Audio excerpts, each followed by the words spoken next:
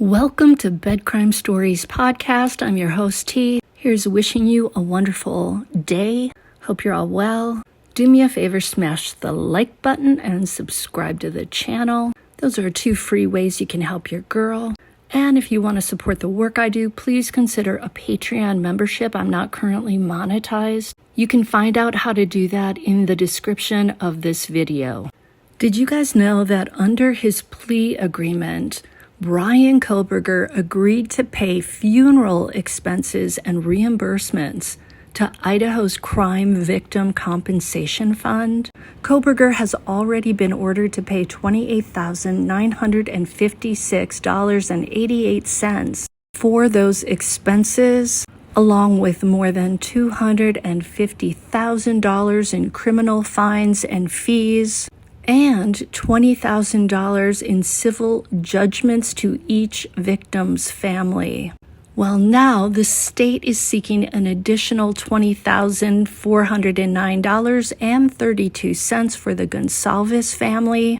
That would be victim Kaylee Gonsalves' family. And $6,920.32 for Karen Laramie. She is Madison Mogen's mother, and those amounts are to cover travel and accommodation costs, plus $1,420 and $1,587.79 respectively for urns. So Bryan Kohberger's defense team is arguing that he will never be able to pay restitution because of his life sentence without the possibility of parole. And even though he can earn some money through a prison job, the amount would be minimal.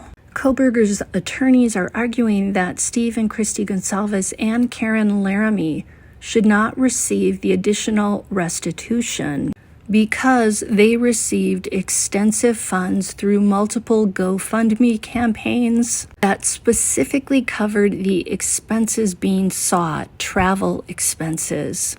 The filing details 3 separate GoFundMe campaigns that raised more than $200,000 combined for the families, including more than $85,000 specifically to help the Gonsalves family attend court hearings after the venue was changed to Boise, and $48,000 to help Madison Mogen's family attend the Idaho trial. Personally, I don't think Kohberger should say anything about the GoFundMe campaigns.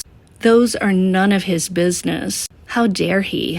His team is saying that the family's request for those monies should be denied because neither family suffered an economic loss. No, but they suffered some major other losses. The loss of their loved ones, who they will mourn for the rest of their lives.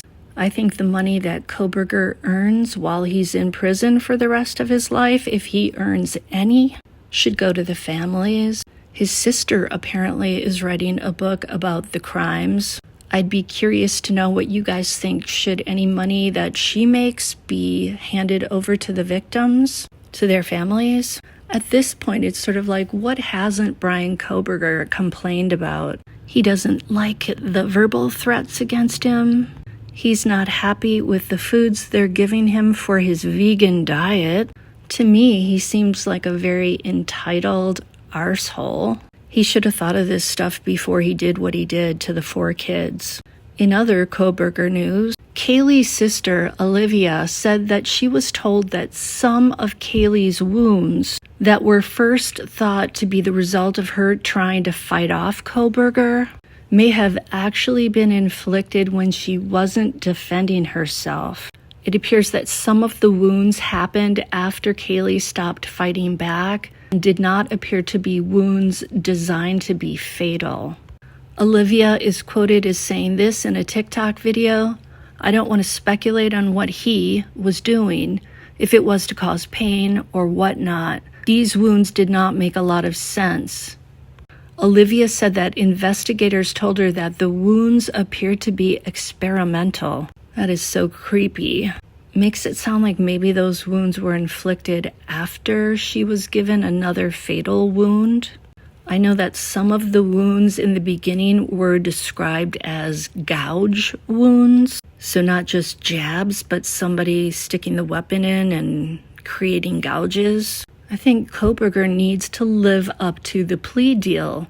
He agreed that the prosecution could seek restitution for the families to cover funeral expenses and other costs. The GoFundMes should not even be part of this discussion, in my opinion. But I do wonder if he's going to be able to pay them anything. Realistically, he's not going to make a lot of money. But again, I do think every single penny, every dime he earns should go to the families. Like, why should he be able to buy stuff from the commissary that makes his life better? It's like Stephen Stern's buying lemon drop candies and root beer candies. I feel like the only things he should be allowed to suck on are branches from trees outside the prison, maybe. And no, I'm not going to go there. I think anything that Kohberger objects to, he should do the opposite. If he's upset with his vegan meals, feed him strictly hamburger patties that are not fully cooked. Or what about some canned Spam? Did you guys hear that Lifetime has a new ripped from the headlines movie in the works about the Idaho student murders? Miles Murray has been cast as Bryan Kohberger. I guess he looks a little bit like him, but not really. Production on that movie started in October, apparently. I don't think I've ever seen any kind of movie about a true crime case that really has been of exceptionally high quality. Maybe the new one about Ed Gein, the guy out of Wisconsin, who used the skin of his victims to craft things like lampshades. My dad actually bought land that was pretty close to where Ed Gein had lived, and we went up there a couple of times. It was very desolate land. Actually, I found it very scary. He ended up selling it. The whole area was spooky at the time.